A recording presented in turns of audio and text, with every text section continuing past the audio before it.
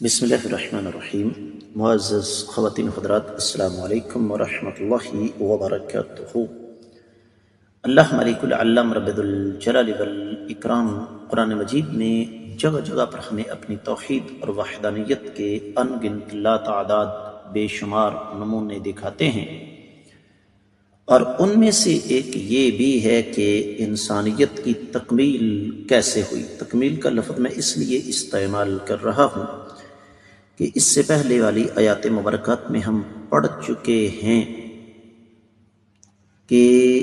انسانیت کی ابتدا کیسے ہوئی، کن کن مراحل سے انسان گزرا۔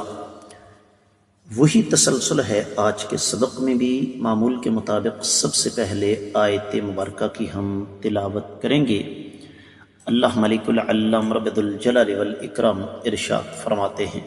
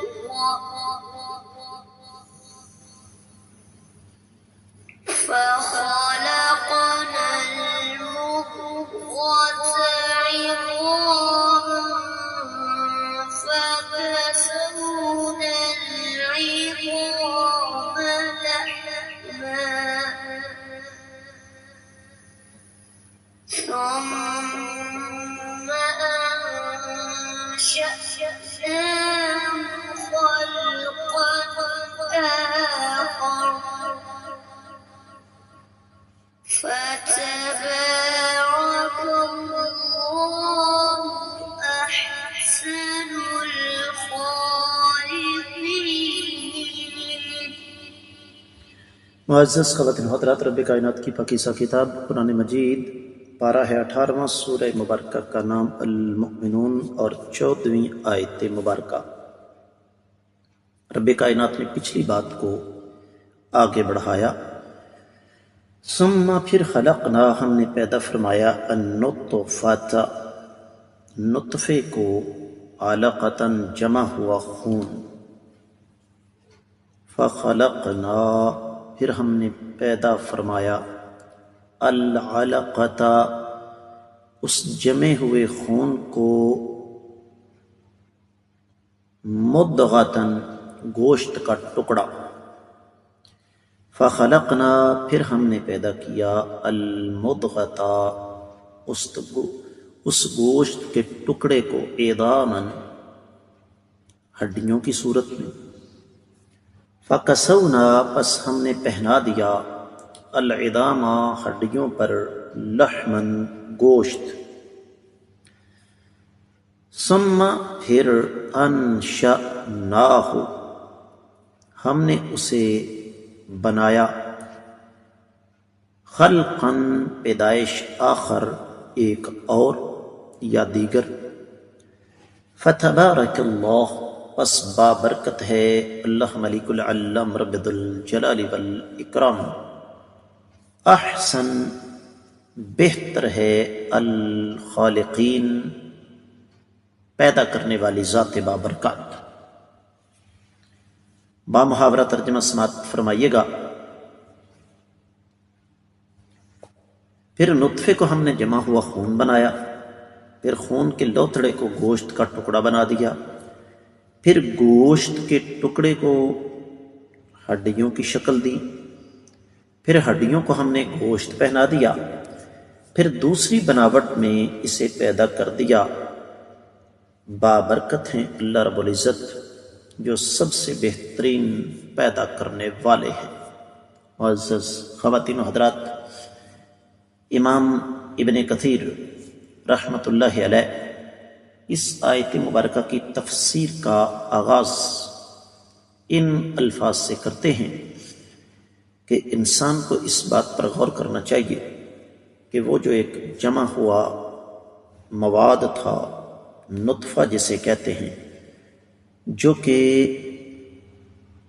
مرد اور عورت دونوں کے جسم سے نکلا تھا، تو اس کو ہم نے اس کی اصل رنگت سے تبدیل کر دیا، اس کی اصل رنگت سے، اس کی اصل حیات سے تبدیل کیا، اور تبدیل کرنے کے بعد پھر ہم نے اس کو سرخ رنگ کی ایک بوٹی کی شکل دی، پھر اسے گوشت کے، اور وہ بوٹی خون ہی تھا جمع ہوا، پھر اسے گوشت کے ٹکڑے کی صورت میں بدل دیا، اس میں نہ کوئی شکل اور نہ کوئی اور چیز، پھر اسی میں ہڈیاں اللہ فرماتے ہیں ہم نے بنا دی، اور ہڈیاں بنانے کے بعد ان پر گوشت چڑھایا، اور پھر اس میں سر، ہاتھ، پاؤں، رگیں، پٹھے اور ریڑھ کی ہڈی بھی بنا دی۔ صحیح بخاری میں حدیث ہے 4814، آقا علیہ الصلوۃ والسلام نے ارشاد فرمایا، انسان کو جب قبر میں دفن کیا جاتا ہے تو اس کی تمام ہڈیاں گل سڑ جاتی ہیں، صرف اور صرف ریڑھ کی ہڈی جو ہے وہ باقی بچ جاتی ہے۔ اور یہ بھی اللہ تعالیٰ کی قدرت ہے کہ رب کائنات ہڈیوں کو گوشت پہناتے ہیں تاکہ وہ پوشیدہ اور طاقتور رہیں۔ پھر اس میں اللہ تعالیٰ روح پھونکتے ہیں، جس کے بعد انسان چلنے پھرنے کے قابل ہو جاتا ہے، اس میں دیکھنے کی، سننے کی، سمجھنے کی، حرکت کرنے کی جو ہے وہ استطاعت اور طاقت پیدا ہو جاتی ہے۔ تو یہ اللہ رب العزت کی قدرت کاملہ کا کرشمہ ہے۔ اب اس حوالے سے سیدنا علی رضی اللہ تعالیٰ عنہ کا قول امام ابن کثیر رحمۃ اللہ علیہ نے، امام ابن ابی حاتم، علی بن حسین، جعفر بن مسافر، یحییٰ بن حسان اور نضر بن کثیر اور پھر زید بن علی، اور وہ اپنے والد سیدنا علی رضی اللہ تعالیٰ عنہ سے روایت کرتے ہیں، ان سے ایک قول نقل فرمایا کہ جب نطفے پر 4 مہینے گزر جاتے ہیں تو اللہ تعالیٰ ایک فرشتے کو بھیجتے ہیں جو 3 اندھیروں میں اس طرح روح پھونکتا ہے۔ تو یہ دوسری قسم کی پیدائش سے مراد روح کا پھونکا جانا ہے، ایک حالت سے دوسری، دوسری حالت سے تیسری حالت، اور پھر انسان جب پیدا ہوتا ہے تو پیدائش کے بعد کئی مراحل سے گزرتا ہے، نو مولود، نو نہال، پھر بچہ، بچے کے بعد لڑکا، لڑکے کے بعد نوجوان، نوجوان کے بعد جوان، جوان کے بعد پھر ادھیڑ عمر، ادھیڑ عمر کے بعد بوڑھا، اور پھر بوڑھے کے بعد انتہائی ضعیف۔ تو یہ سارے کے سارے مراحل ہیں انسان کی پیدائش کے بعد کے بھی اور پیدائش سے پہلے کے بھی۔ اسی مناسبت سے پھر امام ابن کثیر رحمۃ اللہ علیہ صحیح بخاری سے حدیث مبارکہ لے کر آئے، آقا علیہ الصلوۃ والسلام نے ارشاد فرمایا، تم میں سے ہر کوئی پیدا ہونے کے 40 دن تک اپنی والدہ کے پیٹ میں اسی طرح رہتا ہے جس طرح نطفہ ہوتا ہے، پھر 40 دن تک خون بستہ کی صورت میں رہتا ہے، پھر 40 دن تک گوشت کے لوتھڑے کی شکل میں رہتا ہے، پھر اللہ تعالیٰ فرشتے کو بھیجتے ہیں جو اس میں روح پھونکتا ہے، اور اللہ تعالیٰ کے حکم سے 4 باتیں لکھی جاتی ہیں، روزی، اجل، عمل، اور انسان کا نیک یا برا ہونا۔ تو آقا علیہ الصلوۃ والسلام نے پھر ارشاد فرمایا کہ اللہ مالک العلام رب الجلال والاکرام انسان کی جو تقدیر لکھ دیتے ہیں اس کو کوئی ٹال نہیں سکتا۔ اسی طرح ایک اور روایت جو کہ سند کے اعتبار سے ضعیف اور منقطع ہے، مسند احمد بن حنبل میں، کہ سیدنا عبداللہ بن مسعود رضی اللہ تعالیٰ عنہ فرماتے ہیں کہ جب انسان نطفہ جب والدہ کے پیٹ میں پڑتا ہے تو ہر بال اور ناخن کی جگہ پہنچ جاتا ہے، پھر 40 دن کے بعد اس کی شکل جمع خون جیسی ہوتی ہے۔ اور نبی علیہ الصلوۃ والسلام یہ بات بیان فرما رہے تھے کہ ایک یہودی آ گیا تو کفار نے کہا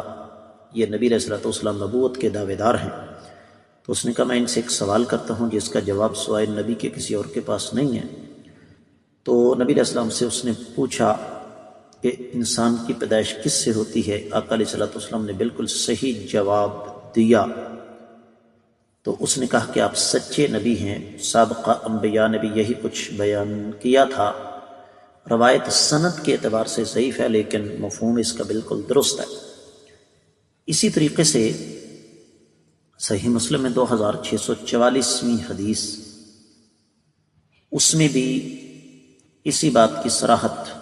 موجود ہے کہ انسان جب 40 دن تک والدہ کے پیٹ میں گزار لیتا ہے تو اللہ تعالیٰ کا فرشتہ آ کر لکھ لیتا ہے اور پھر اپنا دفتر لپیٹ کر لے جاتا ہے۔ یہی حدیث صحیح بخاری میں 6595 میں ہے، اور مسند الطیالسی میں سیدنا عمر رضی اللہ تعالیٰ عنہ کا قول بھی اسی کی حمایت کرتا ہے، اگرچہ وہ قول سند کے اعتبار سے ثابت شدہ نہیں ہے۔ اسی طرح امام طبرانی نے معجم الاوسط میں نقل فرمایا 11187ویں حدیث ہے، اللہ کے رسول صلی اللہ علیہ وسلم جب یہ آیات مبارکات لکھوا رہے تھے تو سیدنا معاذ رضی اللہ تعالیٰ عنہ کی زبان سے نکلا فتبارک اللہ احسن الخالقین۔ تو اللہ کے رسول صلی اللہ علیہ وسلم مسکرا اٹھے، تو پوچھا جی آپ کے مسکرانے کی وجہ؟ تو فرمایا اس آیت کے اختتام پر رب کائنات نے بھی یہی الفاظ نازل کیے ہیں۔ یہ روایت جابر جوفی ایک راوی ہے، اس کی وجہ سے یہ ضعیف نہیں بلکہ منکر ہے، اس لیے کہ سیدنا زید بن ثابت انصاری رضی اللہ تعالیٰ عنہ مدینہ میں تھے، کاتب وحی تھے، اور یہ سورہ مبارکہ مکہ میں نازل ہوئی ہے، اور پھر سیدنا معاذ رضی اللہ تعالی عنہ وہ بھی مدینہ میں مسلمان ہوئے تھے، اور یہ آیت مبارکہ تو مکی ہے، لہذا یہ بات درست نہیں ہے۔ اور ابن کثیر رحمۃ اللہ علیہ اس آیت مبارکہ کی تفسیر کے اختتام پر فرماتے ہیں کہ اس پہلی پیدائش کے بعد انسان فوت ہو جائے گا، پھر قیامت کے دن دوبارہ پیدا کیا جائے گا، اور پھر اس کا حساب و کتاب ہوگا۔ آج کا سبق تفسیر ابن کثیر کی حد تک محدود، اللہ نے چاہا تو آنے والے سبق میں ہم دیگر کتب تفسیر کی روشنی میں اس کا جائزہ لیں گے۔ اجازت چاہوں گا، السلام علیکم ورحمۃ اللہ وبرکاتہ.